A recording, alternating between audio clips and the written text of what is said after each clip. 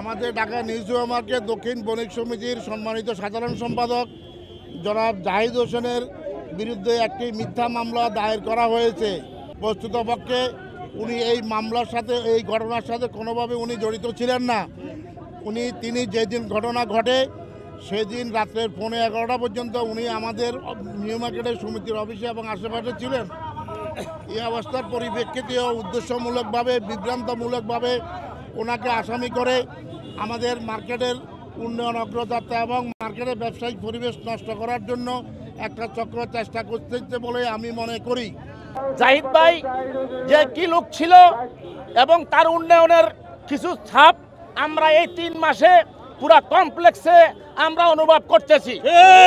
আমাদের এই অগ্রযাত্রাকে এবং আমাদের এই সৌন্দর্য বর্ধনকে ক্ষুব্ধ করার জন্য একটা গ্রুপ বেসরকারি কিছু মার্কেট আমাদের সরকারি মার্কেটের পিছনে লেগেছে।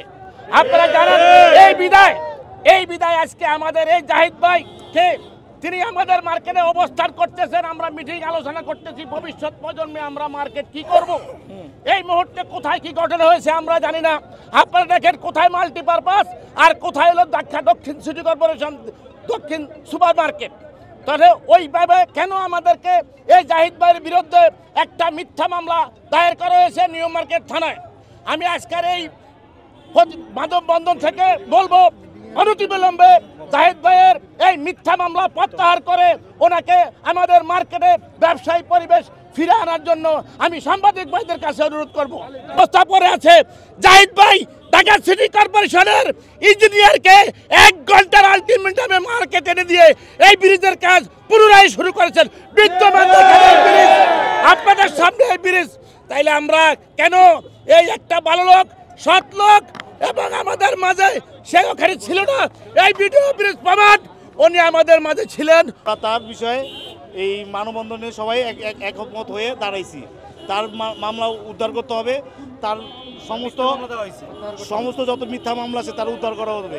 এর জন্য আমরা রাজপথে আজকে মানববন্ধনের জন্য দাঁড়াইছি। আমরা চাই আপনার কাছে ন্যায় বিচার। ভিডিও ফুটেজ আছে বাংলাদেশের, আপনার টেলিফোন আছে, বিভিন্ন জায়গায় আপনার আড়িপাতার সময় আছে, উনি কোথাও এটার সাথে ইনভলভ আছে কিনা। ইনভলভ থাকলে আমরা আপনার যে বিচার দিবেন আমরা মাইনে নিতে রাজি।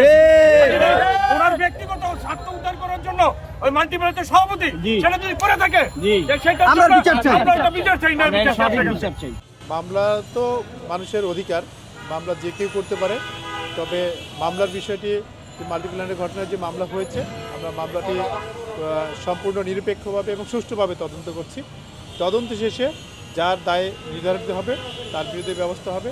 আর তাদের দাবি তারা উপস্থাপন করেছে। এখন আমরা নিরপেক্ষভাবে তদন্ত করে দেখব।